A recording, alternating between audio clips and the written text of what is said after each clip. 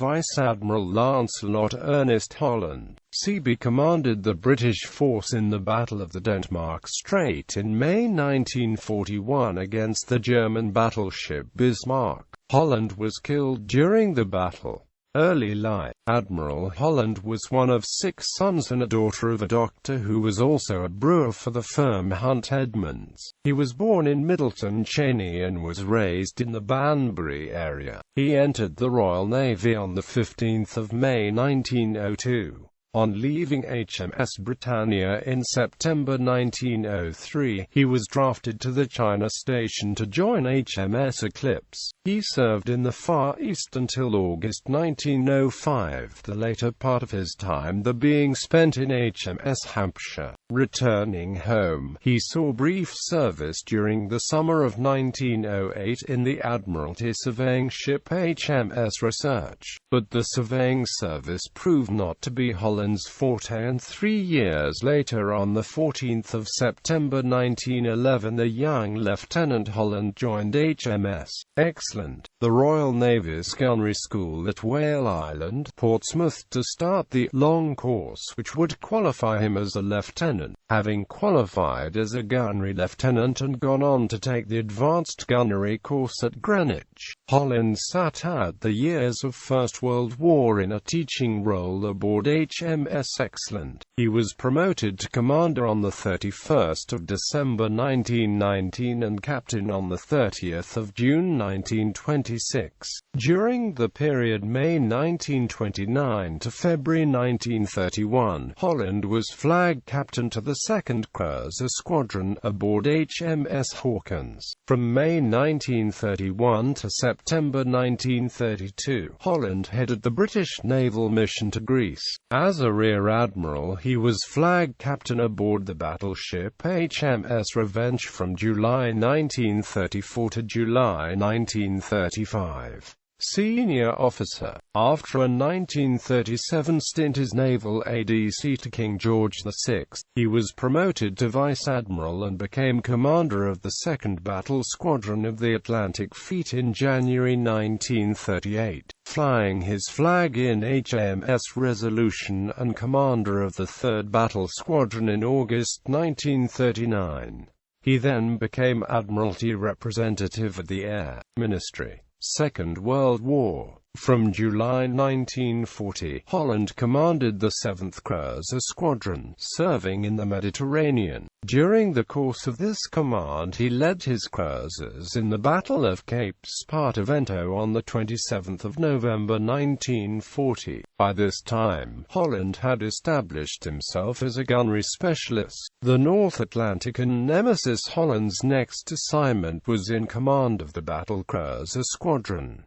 Britain had only 3 of these ships. They were capital ships that carried heavy guns but sacrificed armor protection for speed. They were a concept of Admiral John Fisher before the First World War. Conventional naval thinking in the 1920s and 1930s was that the battle cruiser was designed to hunt and overtake fast commerce raiders, such as the pocket battleship or another battle cruiser, a ship too powerful for a cruiser to destroy and too fast for a battleship to catch. HMS Hood was the last battle cruiser built by the Royal Navy. Until the KGV class, also at 28 knots, no British battleship was fast enough to catch the new German battleship Bismarck. Her mission was to evade action and make for the open seas to attack convoys.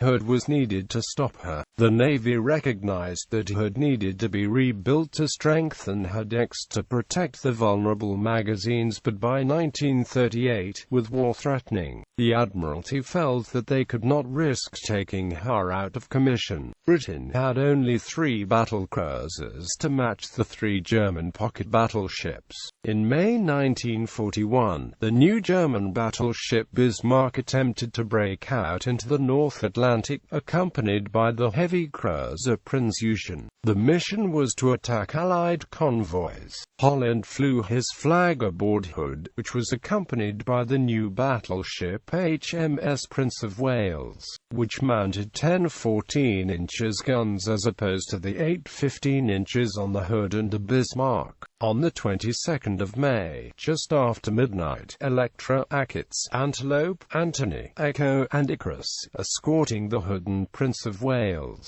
sailed to cover the northern approaches. Prince of Wales had not had time to complete the training of her new crew, and was pressed into service with builders' representatives still aboard. The intention was that the force would refuel in Hvalfjord, Iceland, and then sail again to watch the Denmark Strait. On the evening of the 23rd of May, the weather deteriorated. At 20:55, Admiral Holland aboard the Hood signaled the destroyers, "If you are unable to maintain this speed, I will have to go on without you. You should follow at your best speed." At 2:15 on the morning of the 24th of May, the destroyers were ordered to spread out at 15-mile intervals to search to the north. At about 5:35, the German forces were sighted by the Hood, and, shortly afterwards, the Germans sighted the British ships. In the ensuing Battle of the Denmark Strait, though Holland's dispositions and tactics are generally regarded by naval historians as sound, the Hood suffered a catastrophic magazine explosion at 6:01 that broke the ship in half. The admiral and all but 3 of the crew of 1,418 were lost. One of the survivors, Ted Briggs,